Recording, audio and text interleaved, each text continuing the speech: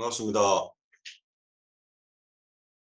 육가공품을 어떻게 건강하게 소비시킬 수 있을 것인가 하는 주제로 오늘 강의를 하게 된 경상국립대 축산학과 양한설 교수입니다. 목차는 육가공 산업의 현황, 육가공 제품의 종류와 특성, 제조 공정, 제조 원리, 첨가제의 종류와 기능, 육제품의 향후 발전 방향에 대해서 이야기하도록 하겠습니다. 먼저 국내 육가공 산업의 현황입니다. 식육 가공품 시장의 개요입니다. 식육 가공품이란 그러면 무엇이냐라고 물어봤을 때 식육 또는 식육 가공품을 주 원료로 하여 가공한 것으로 햄, 소시지, 베이컨, 건조 저장육, 양념육, 식육 추출 가공품, 식육 함유 가공품을 말하고 있습니다. 육가공품은 식육 또는 육가공품을 원료로 하기 때문에 다양하게 분류될 수가 있습니다. 대표적으로 원료육의 분쇄 여부에 따라서 비분쇄냐, 분쇄 육제품이냐로 분류할 수 있고, 아질산염의 첨가, 또 아질산염 또는 질산의 첨가 유무에 따라서 비염지와 또는 염지 육제품으로서 분류될 수가 있습니다. 우리나라의 축산물 가공 기준 성분 규격에서는 식육 가공품의 기준 및 규격에 따라 햄류, 소세지류, 베이컨류, 지금 보고 계신 양념육, 분쇄 가공품 등등 식용유지, 식용돈지로도 분류하고 있습니다. 그래서 우리나라 축산물의 가공 기준 및 성분 규격에 따라서 나눠본다면 햄류는 식육을 부위에 따라서 분류하여 정형 염지한 후 숙성 건조하여 훈연 또는 가열 처리한 것이거나 식육의 육계에 다른 식품 또는 식품 첨가물을 첨가하여 건조, 훈연, 가열 처리한 것입니다. 따라서 수분 함량이 72% 이하, 조지방이 10% 이하를 우리는 햄류라고 하고, 소시지류는 식육을 염지 또는 염지하지 않고 분쇄하거나 잘게 갈아낸 것이나 식육의 다른 여기에다가 식육의 다른 식품이나 식품 첨가물을 첨가해서 훈연, 가열 처리하거나 저온에서 발효시켜 숙성 또는 건조 처리한 것을 말하고 있습니다. 육 함량이 70% 이상의 것이고 전분이 들어간다면 10% 이하로 첨가한 것을 권장하고 있습니다. 베이컨류는 돼지 삼겹살 부위를 사용하는 것도 있고 특정 부위, 등심육이나 어깨 부위를 사용하는 것을 정형한 후 염지, 훈연, 가열 처리한 것인데 수분이 60% 이하, 조지방이 45% 이하를 말하고 있습니다. 건조 저장 육류는요, 식육을 그대로 또는 이에 조리 조미료 및 향신료 등을 첨가하여 건조하거나 열 처리하여 건조하는 것을 말하고 있고, 수분 함량이 앞의 것들과 다소 낮은 55% 이하를 건조 저장 육류라고 분류할 수 있는데, 이 또한 육 함량이 85% 이상의 것을 요구하고 있습니다. 양념육은 식육의 식염, 조미료, 향신료 등을 양념하고 냉장 또는 냉동한 것으로 육 함량이 60% 이상의 것을 말하고 있습니다. 뼈가 붙어 있는 것도 여기 양념육에 포함될 수가 있습니다. 분쇄 가공 육제품은 식육을 세절 분쇄하여 이에 다른 식품이나 식품 첨가물을 첨가하여 혼합한 것을 성형하거나 또는 동결, 절단하여 냉동한 것이나 훈연, 열처리, 튀긴 것을 말하고 있습니다. 좀 복잡하게 이야기를 하고 있습니다만 간단하게 예를 들어서 햄버거 패티나 미트볼, 가스류 같은 것들이 대부분 분쇄 가공 육제품에 포함됩니다. 이것은 육 함량이 50% 이상의 것을 요구하고 있고, 갈비 가공품은 식육의 갈비 부위를 정형하여 향신료, 조미료 등을 양념하고 훈연, 열 처리한 것을 말하고 있습니다. 이 이외에도 식용 유지 있고요, 식용 돈지가 있습니다. 식용 우지죠. 식용 우지와 돈지가 있는데요. 이 부분은 이 부분은 설명에서 빠졌습니다. 양해 부탁드리겠습니다. 자, 우리나라 육제품의 가공 비율입니다. 국내 육제품의 생산량 대비, 육류 생산량 대비 육제품의 가공 비율이 지금 33.2%입니다. 이는 전체 돈육 생산 대비 33.2%를 가공해서 소비한다 보시면 될 것인데요. 미국의 경우는 거의 80%를 가공식품으로 이용하고 있습니다. 미국이나 유럽의 선진국에 비해서 우리나라의 가공 비율은 다소 낮은 편에 속하는 것이 사실입니다만, 현실입니다만, 이 또한 10년 전과 비교한다면 돈육 생산량 대비 한 10% 이상의 상승된 비율을 가지고 있습니다. 즉, 계속 이 비율은 가공 비율이 계속 증가하고 있음을 알 수가 있습니다. 이렇게 증가되는 식육 가공품의 생산 규모입니다. 2021년도 식육 가공품 생산액 국내 판매 기준으로 했을 때 크레셈, 소시지, 베이컨, 건조 저장 육류, 양념육, 식육 수출 가공품을 기준으로 한다면 양념육이 가장 높은 생산액과 생산량을 보여주고 있고 2021년도를 기준으로 한다면 식육 가공품 수출액 기준으로 했을 때 식육 수출 가공품이 가장 많은 수출액을 기록하고 있습니다.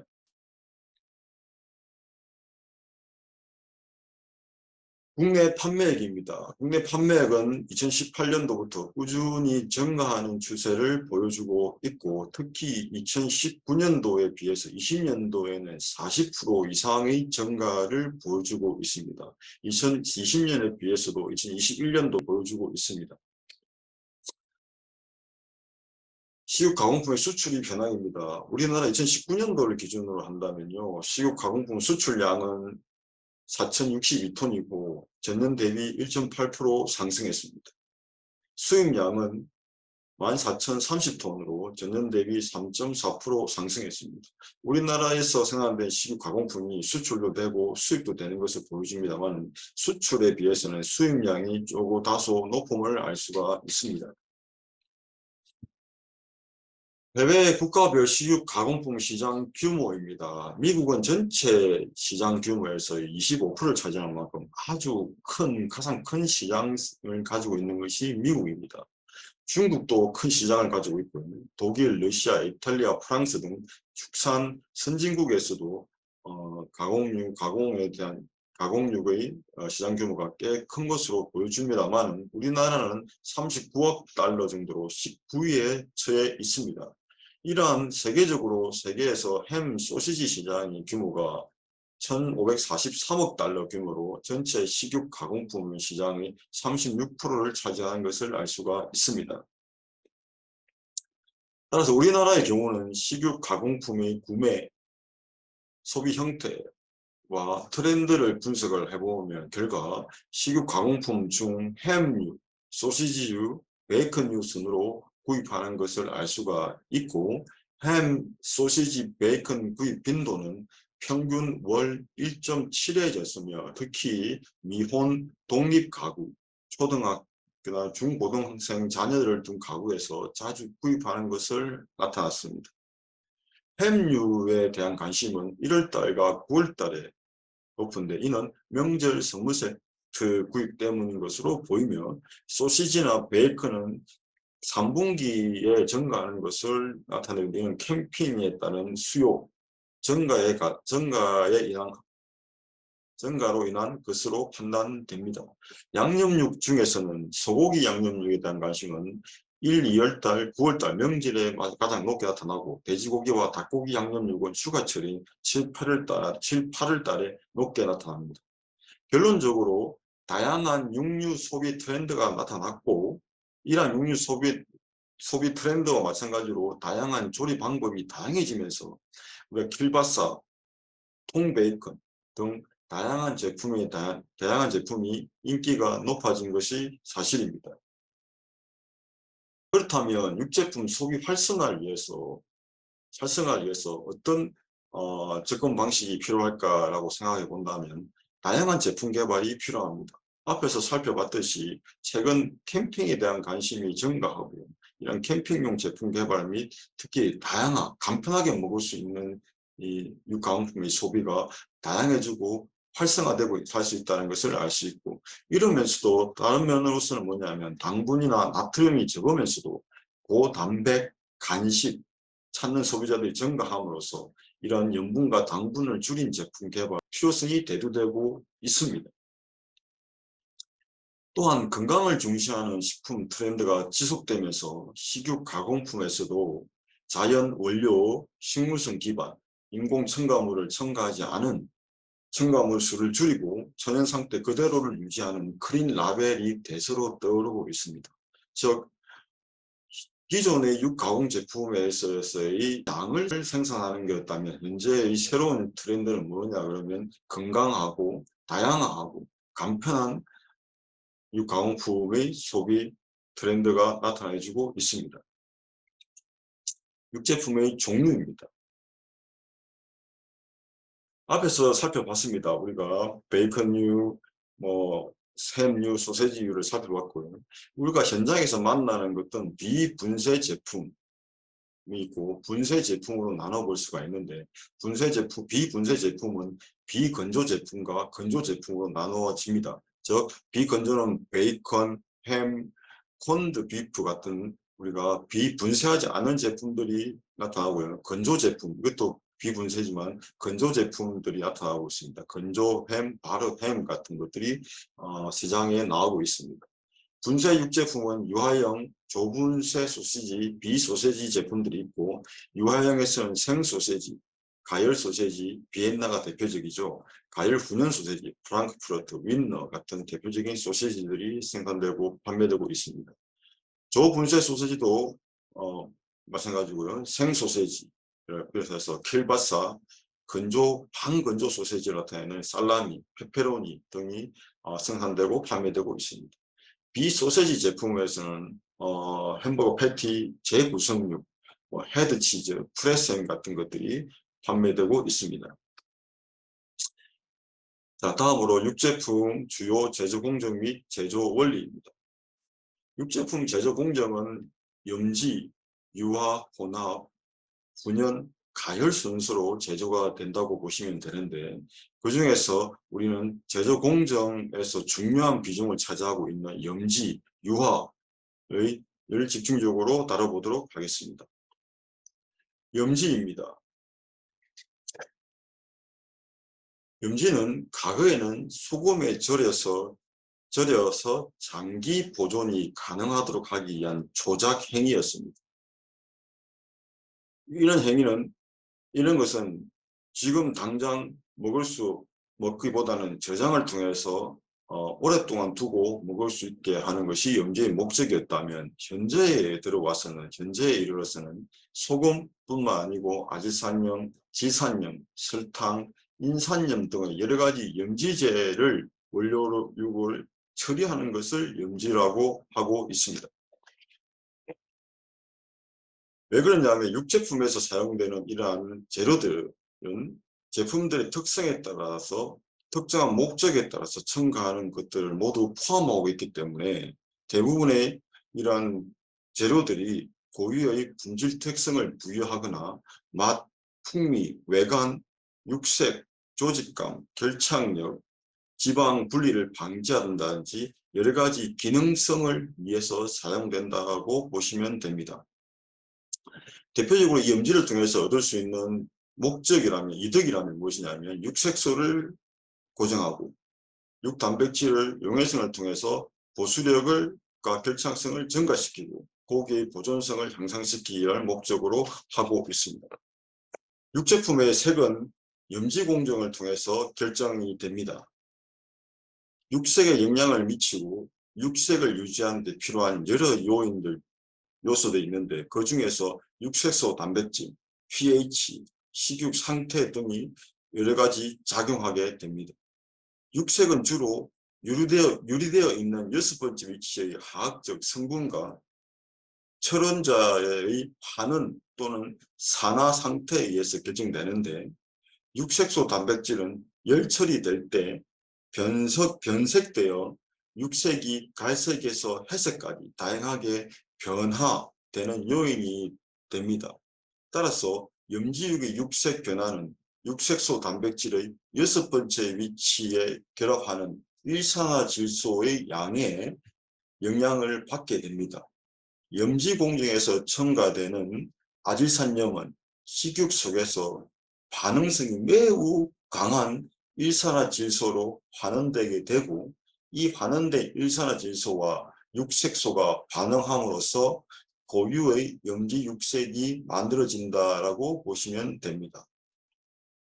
또한 소금 등 염지에 첨가되는 염지 재료 때문에 가하게 되면 식욕 내 이온 강도가 높아지게 돼서 제일 상의 섬유상 근원섬유 단백질인 마이오신이나 액토마이오신이 추출되는 양이 많아지게 되고, 이렇게 많아지게 되고 가열 처리에 의해서 이들이 섬유상 근원섬유 단백질이 열 변성이 될 경우 수분이나 지방과 잘 감산 채로 원고되기 때문에 보수성이 좋아지게 되고 결착력이 증가하게 된다. 즉 소금이나 이런 같은 이런 염지 재료들이 첨가되었을 때 이런 근섬유 단백질의 추출성을 증가시키게 돼서 보수성과 결착력이 좋아지게 된다는 것을 알 수가 있습니다. 이렇게 좋아진 보수성과 결착력은 제품의 수율, 제품의 풍미, 제품의 조직에 영향을 미쳐서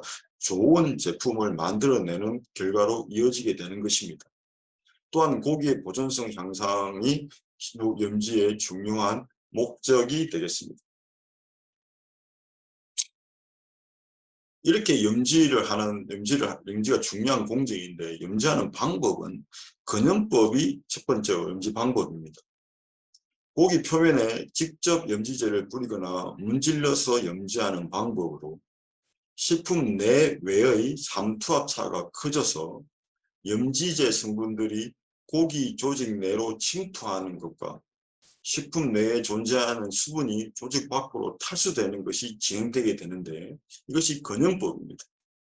또 액염법이라고 있는데, 염지액을 만들어서 염지액 통 속에 원료육을 담가 염지하는 방법으로 염지액의 삼투가 균일하고 육의 품질이 고르게 되며 공기와의 접촉이 적기 때문에 산화가 적고 탈수가 일어나지 않기 때문에 외관과 풍미, 수율이 좋습니다.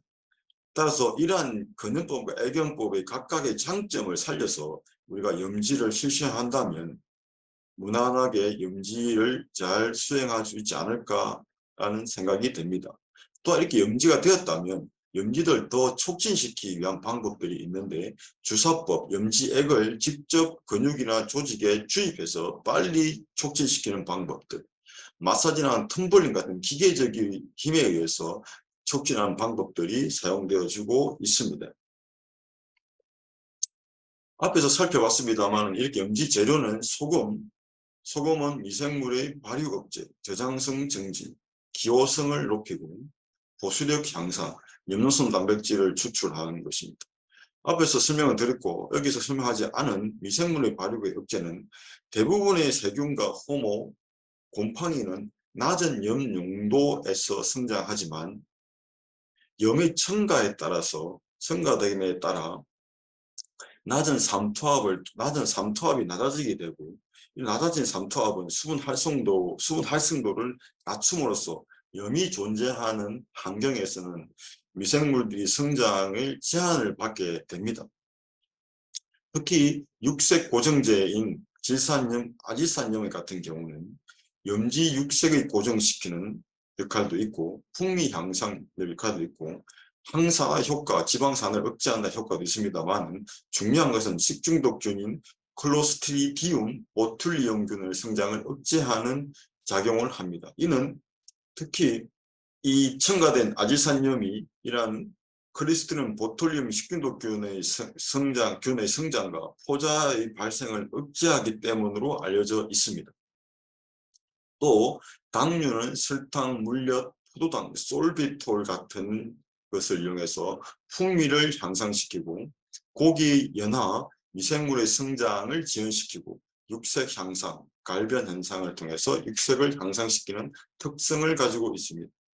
종합 인산염은 염용성 단백질의 추출량을 증가시키고 지방의 유화제로 작용하고 보수성과 유화 안전성을 증가시키며 미생물 성장을 억제시키는 효과가 있습니다. 자, 이렇게 염지를 통해서 사용되는 염지의 원리와 염지에 사용되는 재료에 대해 살펴봤고요. 잘 봤습니다. 따라서 지금 제조 공정도 있습니다만 제조 원리를 들어간다면 세 가지의 중요한 원리를 가지고 있는데, 첫 번째가 결착성입니다. 앞에서 설명드린 대로 염지 재료를 첨가시킴으로써 근원섬유 단백질인 근원섬유 단백질을 염료성 단백질의 양을 추출량을 많게 함으로써 염정성 단백 추출을 많게 함으로써 이것들이 가열 과정을 통해서 응고될 때 수분과 지방을 잘 감싸서 보수력을 좋게 한다 했습니다. 따라서 이렇게 추출된 염료성 단백질은 이런 결착력을 향상시키는 역할을 하게 되는데, 염의 존재 또는 농도에 따라서 가열시켰을 때 계적 처리에 따라서 결착력에 영향을 주게 됩니다. 따라서 유화성과 보수성이 높은 고기가 결착력도 높음을 알 수가 있습니다. 유화성입니다. 앞에서 제조 공정에서 염지 다음으로 유화 혼합을 들었었는데, 유화는 소시지 제조 시 중요한 기능적 특성입니다. 소시지는 대부분 분쇄 육가공 육제품에 속하고 있기 때문에 유화물을 형성을 합니다. 유화물은 무엇이냐 그러면 원료육 중에 단백질과 지방, 수분이, 즉 원료는 고기는 식육은 수분, 단백질, 지방으로 이루어졌다 해도 과언이 아닙니다. 즉 수분, 단백질, 지방으로 이루어졌는데 지방과 수분은 서로 섞일 수 없는, 친화될 수 없는 상태입니다. 따라서 단백질이 지방과 수분을 친하게 만들어서 이렇게 친화되어 있는 상태, 결합되어 있는 상태를 우리는 유화물이라고 이야기하고 있습니다. 밑에 그림에서 보듯이 빨간색 식육을 첨가시켜서 미세하게 세절을 시키다 보니 유화물, 반죽된 상태를 획득하는 것을 보실 수가 있는데, 이렇게 형성된 것을 우리는 유화물이라고 하고, 이렇게 형성된 유화물은 대부분 유화제로 쓰이는 것이 근원섬유 단백질, 즉 염용성 단백질입니다. 이렇게 형성된 유화물은 안정성이 높은 유화물이고, 가열을 시켰을 때 가열 후에도 수분의 손실이 없고 지방과 수분이 분리가 없는 것이 안정한 유화물이 형성되었다고 할 수가 있습니다. 따라서 유화성에 영향을 미치는 요인은 원료육의 보수력, 염의 첨가 수준, 사후 강직 등에 의한 결정, 미세하게 세절하면 표면적이 넓어지기 때문에 유화성에 영향을 미칩니다. 따라서 적절한 정육, 지방, 물의 배합 비율이 중요한데요. 왜냐하면 단백질이 지방과 수분을 결합하고 친화된 상태로 만들어지기 때문에 단백질의 함량이 중요하다고 보시면 되겠습니다. 마지막으로 제조 원리는 보수성입니다. 보수성은 식육 자체가 가지고 있는, 즉 가공되기 전 원료육이 고기에서 가지고 있는 물리적 처리를 받았는데도 수분을 잃지 않고 보유하려고 하는 능력을 우리는 보수성이라고 합니다. 이러한 보수성이 높은 원료육은 육 가공 제품을 만들었을 때에도 그 영향력이 그대로 전달됩니다. 따라서 육 제품의 제품 수율, 조직, 기호성 등에 영향을 주게 됩니다. 육 단백질의 등전적, 즉 pH가 높은 원료육일수록 보수력이 높게 되는데, 이를 통해서 제품을 수율이나 조직, 기호성을 향상시킬 수가 있습니다. 따라서 여기 그림과 같이 PSE, DFD, 정상육 세 가지의 형태를 보여주고 있습니다만, 일반적으로 PSE는 색깔이 나쁘고 pH가 낮기 때문에 보수성이 낮습니다. 따라서 육가공 제품 제조 시 감량이 많고 조직이 불량함을 알 수가 있고, DFD 육 같은 경우는 색깔이 진하고 pH가 높기 때문에 보수력이 좋고 결착력이 좋습니다. 따라서 이 세 가지의 육의 형태, 타입을 서로 비교하는 경우가 종종 있는데, 여러분들이 이해력을 높이기 위해서 이런 그림을 제시를 했습니다. 자, 신선육, 원료육의 보수력이 육 가공품의 품질 특성에 영향을 미치는 것을 알 수가 있습니다. 따라서 제조 원리는 결합력, 결합성이죠. 결착성, 유화성, 보수 등 세 가지를 통해서 좋은 제품을 뛰어난 제품을 만들어낼 수 있다는 것을 알 수가 있습니다. 자, 다음은 첨가제의 종류 및 기능입니다. 첨가제의 종류를 보시면 소금은 있습니다. 소금은 육류 저장을 위해 사용되어 온 가장 오래된 식품 소재 중에 하나고 육제품 제조의 가장 필수적인 재료입니다. 즉, 육제품을 제조하는 데 있어서 소금이 없다면 제조가 불가능하다고 말씀드릴 수가 있습니다. 육제품에서 소금이 갖는 중요한 기능은 보수성, 보수력, 조직감의 염료성 단백질의 용해성에 기여하고 맛과 풍미에 정진시키고 미생물 성장을 억제시켜서 저장성을 향상시키는 기능을 가집니다. 두 번째로 질산염과 아지산염인데요. 질산염과 아지산염은 염지육 제품을 제조하는 데 사용되는 가장 중요한 첨가제입니다. 왜 가장 중요하냐고 한다면 질산염과 아지산염은 육색을 발현시키고 또 가열 이후에 육색을 보정시킵니다. 식중독균 중에 하나인 클로스트리디움 보툴리움균에 대한 항미생물 작용을 합니다. 지질의 항산화 효과가 있을 뿐더러 특유한 독특한 염지육의 풍미를 형성하는 기능을 가지기 때문입니다. 염지 육색 촉진제입니다. 앞에서 아지산염이 염지 육색을 발현하고 보정한다는데 이것을 촉진하는 것이 촉진제입니다. 염지 육색 발현, 염지육의 특성을 위해서 아지산염의 일산화질소로의 환원은 매우 중요하고 필수적인 과정인데 이 과정에 도움을 주는 것이 환원제로서 환원시키는 데 도움을 주는 것이 염지육색 촉진제입니다. 대표적인 것이 소듐 에스코베이트가 있습니다. 인산염은 육가공 산업에서 광범위하게 사용되는 부재료입니다. 인산염은 가장 중요한 역할은 식육 내의 수분이나 첨가된 수분을 유지시키는 작용을 합니다. 즉 보수력을 높이는 작용을 하게 되는 것입니다. 기타 첨가제입니다. 감미제, 제품의 맛을 증진시키고 짠맛을 완화시키는 역할을 합니다. 설탕, 말토스, 콘시럽 등이 있고 유기산들은 항미생물제로서 중요한 역할을 하고 정량제, 충전제, 결착보조제, 즉 육제품의 주요 원료인 살코기, 지방 이외에 분쇄 육제품 제조에 있어서 전분이나 비육단백질, 육이 아닌 고기가 아닌 비육단백질을 첨가하여 보수력, 향미, 정량, 유화 안전성, 결착력, 조직감을 개선하기 위한 포괄적인 목적으로 사용하고 있습니다. 대표적인 것이 분리대두단백질, 농축단백질, 농축대두단백질, 밀글루텐 등이 있습니다.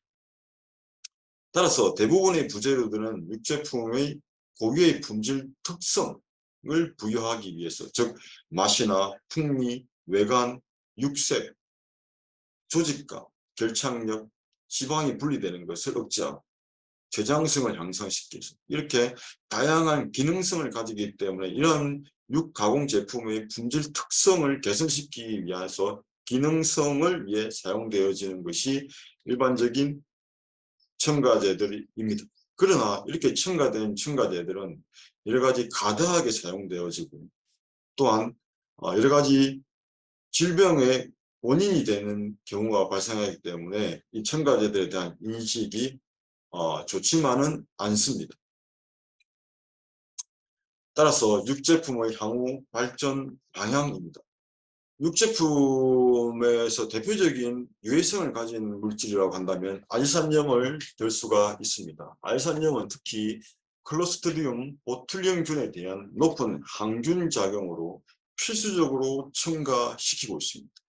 그 위에 육색을 발현한다든지 풍미를 개선시킨다든지 보수력을 증가시키는 기능도 합니다만 무엇보다도 중요한 것은 이 식중독균인 클로스트리디움 보툴리움균에 대한 높은 항균력 때문에 첨가를 합니다. 그러나 강력한 독성 성분이 함께 존재하게 되는데요. 햄류 등에 나타나는 디메칠 니트로사민 또한 베이컨을 180도에서 고온이죠. 고온 높은 온도에서 기름에 튀길 때 생성되는 니트로소 피놀리딘 같은 것들이 존재하게 되는데 특히 디메칠 니트로사민은 국제암연구소인 IARC 발암성 물질을 분류해서 그룹 2A로 분류되어 있습니다. 인체 발암성 추정 물질입니다. 따라서 국가별 알산염의 사용량을 제한해서 첨가 사용하고 있는 현실입니다. 일반적으로 미국, 유럽연합, 코덱스, 한국, 일본이 대표적으로 알산염의 사용량을 제한하는 국가들인데 일반 소시지, 베이컨, 유아식품, 런천미트, 콘비프 통조림을 통해서 우리는 첨가량, 잔존량을 확인해 볼 수가 있습니다. 미국이나 유럽연합은 대표적으로 150ppm 정도를 사용하고 있는데 이는 처음에 만들 때 첨가되는 양을 150ppm 이하로 첨가시키라고 규정을 하고 있기 때문입니다. 우리나라와 일본은 잔존량을 기준으로 하기 때문에 70ppm, 일반 소세지, 베이컨, 유아식품, 런천미트, 콘비프 통조림에서 모두 70ppm의 잔존량을 기준으로 기준치를 정해놓고 있습니다. 첨가량이 150ppm이냐, 잔존량이 70ppm인데 어떤 것이 더 옳은 방법이냐, 옳은 기준치냐라는 것을 떠나서 이 정도의 첨가량이든 잔존량이든 이 정도의 사용량을 지켜달라는 기준치를 제시하고 있는 것입니다. 코덱스에서는 다소 미국과 유럽보다는 다소 낮은 첨가량 사용량을 제한을 하고 있고 유아식품에서는 미국과 유럽 코덱스에서는 사용을 하지 않는 것의 특징으로 보여지고 있습니다. 이렇듯 독성을 가지고 있다고 말하고 있는 독성을 가지고 있어서 사용량을 제한하고 있는 아지산염은 지금까지 바람을 일으킬 수 있는 가능성이 있다는 것 때문에 많은 연구가 이루어졌습니다. 미국 국립과학원에서는요, 1000ppb 이상의 양을 지속적으로 급여 시 암을 일으킬 수 있다는 결과가 나왔습니다. 육제품에 첨가된 질산염과 아지산염은 발암 가능성이 없다라고 결론을 지었습니다. 왜 그러냐면 첨가량은 150ppm, 미국의 경우 150ppm을 첨가시키게 되면 앞에서 우리가 살펴봤듯이 염지, 세절, 유화, 분연, 가열, 저장, 포장, 판매 등 이런 과정을 거치게 되는데 거치는 동안에 대부분의 아지산염들이 밖으로 배출되기 때문에 150ppm을 첨가시키더라도 잔존량은 70ppm 미만이 생성되기 때문입니다. 2017년도에 유럽 식품안전청에서는 모든 인구 그룹에 대해 노출이 안전한 한계 내에서 있다고 발표했습니다. 그러나 어린 아이의 높은 식단에 약간 초과를 제한 경우를 말하고 있습니다. 아지산염은 육제품에 첨가되더라도 열처리, 아스코르빈산, 에르소르빈산, 아까 반원제, 염지 촉진제를 통해서 잔존량이 10%를 이하로 떨어뜨릴 수가 있고 실제로 육류에 존재하는 니트로사민은 우유나 맥주, 어육 제품에서 더 많이 생성된다고 보고되어졌습니다. 따라서 앞에서 언급을 했습니다마는 기능성이 가지기 때문에 첨가되는 첨가제 또는 필수적이든 가장 중요하게 첨가할 수밖에 없는 제품을 만들어야 되기 때문에 첨가할 수밖에 없는 이 첨가제들이 육가공 제품의 향후 트렌드에 맞추어서 여러 가지 변화들을 거쳐오고 있습니다. 따라서 첫 번째 아지산염, 대표적인 것이 아지산염, 소금, 지방이 대표적으로 트렌드를 보여주고 있는 핵심 재료들인데요. 아지산염은 식물성 원료를 활용해서 대체하고 있습니다. 식물에 존재하는 질산, 즉 시금치 분말, 비트, 샐러리 분말 같은 이런 뿌리 채소들은 잎줄기 채소들은 토양에서부터 질소를 많이 가지기 때문에 이것을 활용해서 우리 질산염을 활용해서 육가공품의 연구에 활발히 진행되고 있습니다. 자, 그래서 이렇게 생산된 질산염을 합성 아지산염을 대체하기 위한 식물 세조로 이용하고 현재 다양한 제품들이 출시되고 있고 다양한 방법에서 활용되고 있습니다. 또 한 가지가 저지방 육제품인데요. 지방은 식품으로 섭취된 지방은 필요합니다. 필요하지만 과다한 지방의 섭취는 비만, 고혈압, 동맥경화 및 관상동맥계 질환을 유발할 수가 있습니다. 따라서 지속적으로 건강과 관련된 문제가 제기되므로 소비자들은 저지방, 기능성 식품 같은 건강식품을 선호하게 되었습니다. 그런데 지방이 육제품에서 가지는 기능은 향미를 가지고 조직감을 개선시키는 역할을 합니다. 따라서 저지방 기능성 식품을 선호하게 된다면 낮은 지방 함량에도 동일한 향미와 조직감을 갖는 것이 필요한데, 이렇게 대체제를 통해서 지방 대체제를 통해서 동일한 향미와 조직감을 갖게 된다면 소비자들이 선호도가 높아질 것으로 확신할 수가 있습니다. 마지막으로 저염 육제품입니다. 염분이 많은 육제품은 고혈압, 당뇨, 동맥경화 등을 유발할 수가 있습니다. 하지만 저염 육제품의 문제는 일반 육제품의 품질을 유지하기 어렵습니다. 왜냐하면 소금은 육제품에 필수적으로 쓰이고 있습니다. 왜냐하면 제품을 제조하는 데 있어서 가장 필수적이기 때문입니다. 그래서 우리나라에서는 옛날에 비해서 소금 함량을 많이 줄였습니다만은, 저염을 지향합니다만은 제품의 품질을 유지하기 위한 수준에서까지만 지향하고 있습니다. 이런 것은 염료성 단백질을 추출하고 보수성 같은 여러 가지 문제적 존재하기 때문입니다. 따라서 최근에는 다양한 소재를 활용하여 저염 육제품의 문제점들을 보완하고 있습니다.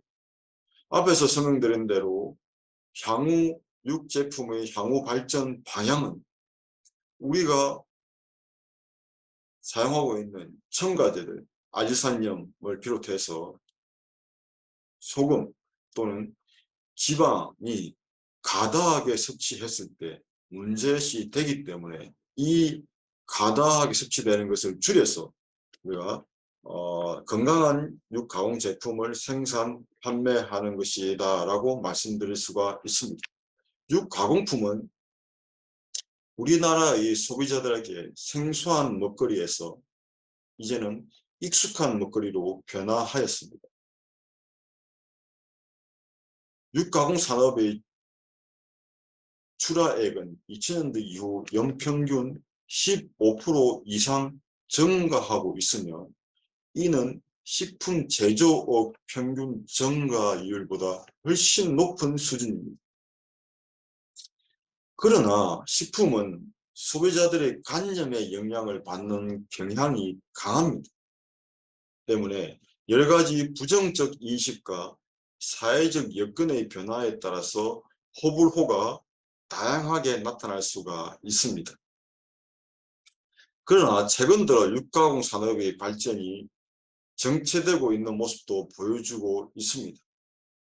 따라서 육가공 제품의 소비에 악영향을 미칠 수 있는 요인들을 파악하고 이를 해결하기 위한 방안을 개발하는 노력이 지속적으로 이루어져야 됩니다. 향후 국내 육가공 산업의 지속적인 발전을 위해서 여러분과 제가 모두 힘을 합쳐서 노력해야 됩니다. 건강한 육가공 제품을 소비하기 위한 방안이라는 주제를 가지고 여러분들과 짧게나마 이야기를 해보았습니다. 기존의 육가공 제품과 현재 육가공 제품이 많이 변화되고 있는 것이 사실입니다. 기존에는 저장성을 향상시키는 것이 목적이었다면 근래에 들어서는 저장성뿐만 아니고 기호성을 향상시키고 간편성을, 다양성을 추구하고 또 식육의 부가가치를 증진시킬 수 있어야 되고 유통의 효율성을 제고할 수 있어야 되며 무엇보다도 국민 건강, 먹거리로서 건강한 육가공품을 만들어내야 됩니다. 만들 수 있어야 됩니다. 이렇게 된다면 육가공품의 소비가 증가될 수 있을 것이고 소비자들은 안심하고 육가공 제품을 구입해서 먹을 수 있지 않을까 하는 생각이 듭니다. 이상 마치겠습니다. 감사합니다. 수고하셨습니다.